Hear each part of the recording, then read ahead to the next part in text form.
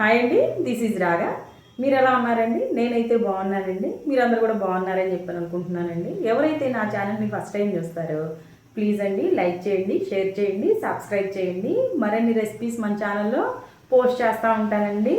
చాలా టేస్టీగా ఈజీగా అయిపోయే విధంగా మీకు చూపిస్తూ ఉంటానండి ఏ విధంగా చేయాలని చెప్పేసి అనేది. నేను ఇక నుంచి వ్లాగ్స్ కూడా చేస్తానండి. ప్లీజ్ అండి వాటిని కూడా సపోర్ట్ చేయండి. అయితే ఏంటి కుకింగ్ అన్నాం అనుకోండి, ఇంట్లో అబ్బో వీళ్ళేంటి 24 గంటలు వంటగదిలోనే ఉంటారు, కుకింగ్ ఏముంది మేమైతే 5 నిమిషాలు చేసి పక్కన పడేస్తామంటారండి చాలామంది. నిజంగానేనండి, 5 నిమిషాల్లో ఏంటి 2 నిమిషాల్లో కూడా చేసి పక్కన పడేసేయచ్చండి ఎవరైనా సరే, ఎలా అయినా సరే.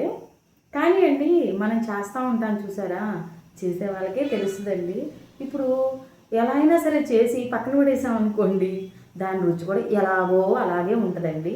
కానీ అందరికి నచ్చే విధంగా చక్కగా నీట్గా టేస్టీగా చేయాలంటే టైం తీసుకుంటాయండి వంటలన్నీ కూడాను. అప్పుడే వాటిలో పర్ఫెక్ట్ టేస్ట్ వస్తుంది, పర్ఫెక్ట్గా ఉంటాయండి చక్కగాను. అయితే అండి వంట వంట అంటారు కానివ్వండి, తర్వాత వచ్చి వంటలు ఉంటాయి చూసారు, వాటిని మనం తోవేటప్పటికి ఉంటుందండి మన లేడీస్కిను. ఎన్ని వంటలు వస్తాయో మనకే తెలుసండి రోజును. కుకింగ్ అంటే వంట ఒక్కటే అంటారండి, వండి అక్కడ పెట్టడమే అంటారండి. కానీ కుకింగ్లోనే అంట్లండి, వాటిని ఎవరు తవ్వుతారండి? మనమే తోముకోవాలి.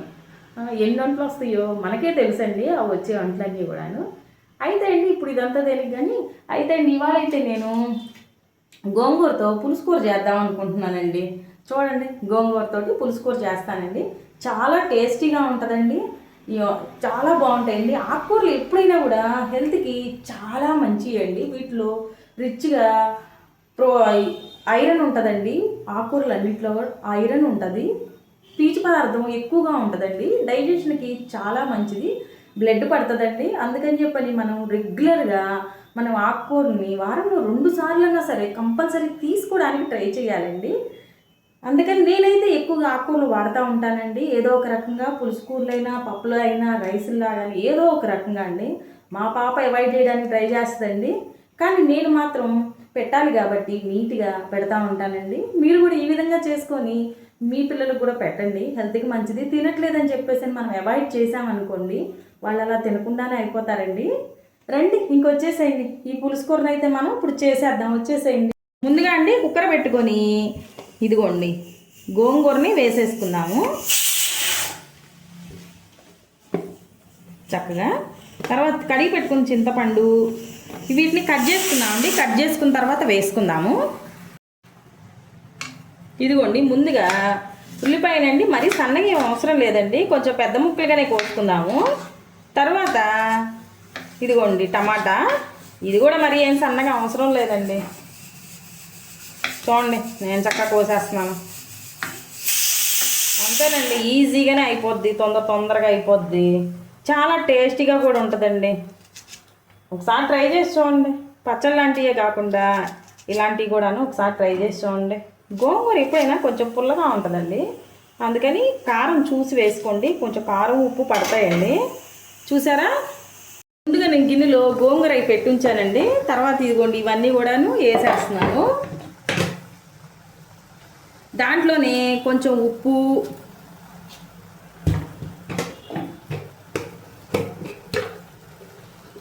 కొంచెం పసుపు,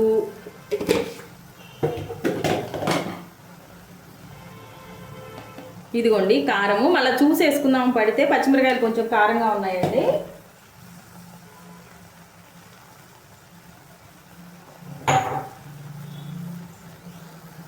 కొంచెం నీళ్ళు వేసేస్తే మగ్గిపోద్దండి. మూత పెట్టేసేసి మగ్గించేసుకుందాము చక్కగా. మగ్గిన తర్వాత చూసి ఒకసారి వెనుపుకొని తాలింపు వేసుకుందామండి. నాకు మనం మూత పెట్టి ఉంచుకున్నాం కదండి, తీసి చూసుకున్నాం ఒకసారి. చూసారా చక్కగా మగ్గిపోయి ఉందండి. ఎనిపేసేసుకొని దీన్ని ఇంకా తాలింపు పెట్టేసుకుందాము, అయిపోతుంది కూర.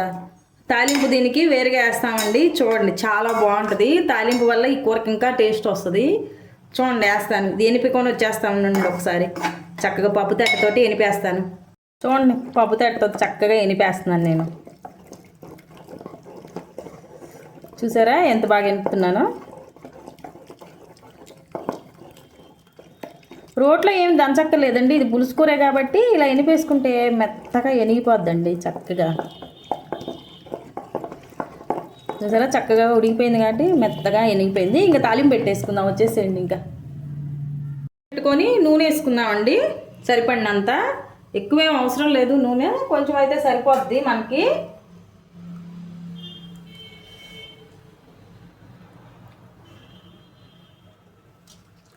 చూడండి నూనె కాగింది, ఎండుమిరపకాయలు వేసుకుందాము చక్కగా.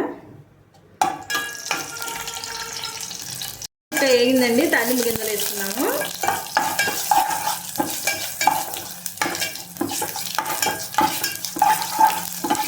ఇవి కూడా వేగిన తర్వాత ఇదిగోండి చిన్నులపాయలండి అలా కచ్చా పచ్చాగా దంచి పెట్టుకోవాలి. పెద్దలపాయలనేమో సన్న ముక్కలుగా కోసుకోవాలి. ఇప్పుడు రెండింటిని వేసేద్దాము. తాలింపు వేగింది, మళ్ళీ మాడిపోద్దండి, లేదే చూసుకుంటా ఉండాలి. తర్వాత ఇదిగోండి కరివేపాకు వేయించుదామండి. తాలింపు వెర్రగా రావాలి, పెద్దలపాయలు అవి వెర్రగా వచ్చిన దాకా వేయించుకోవాలండి. చూడండి తాలింపు వేగిపోయింది, కొంచెం బ్రౌన్ కలర్కి రావాలండి. ఉల్లిపాయ పచ్చి పచ్చిగా ఉంటే టేస్ట్ బాగోదు. చూసారా ఎంత చక్కగా బ్రౌన్ కలర్కి వచ్చిందో. ఇప్పుడు మనం ఎనిపి పెట్టుకున్న గోంగూరను కూడా వేసేసుకున్నాము తాలింపులో.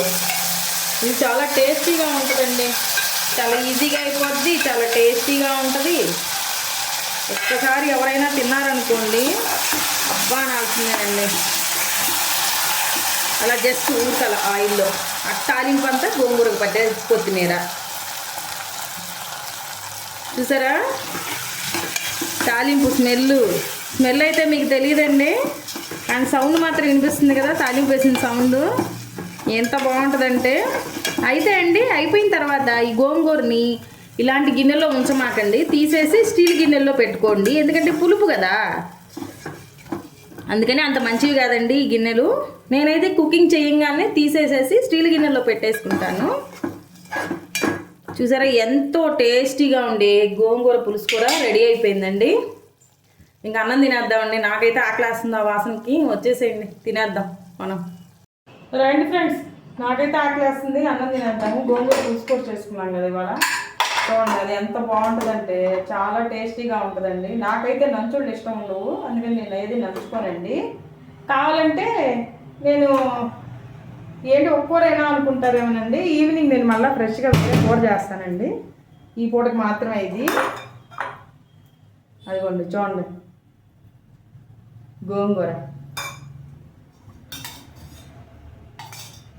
ఇదిగోండి నెయ్యి. ఈ కాంబినేషన్ చాలు కదండి, చాలా బాగుంటుందండి. ఒక్కసారి తిని చూసి మీరే చెప్పండి ఎలా ఉంటుందండి. ఇది పుల్లగా కమ్మగా ఉంటుంది. ఇంకా రండి తినేసేస్తే ఎంత టేస్టీగా ఉందో నేనే తిని చూసి చెప్తానండి. ఏంటి రోజు చేస్తున్నారు, వీళ్ళు తింటారా లేదా సరిగా అనుకుంటారేమోనండి, కానీ చాలా టేస్టీగా ఉంటుందండి ఇది.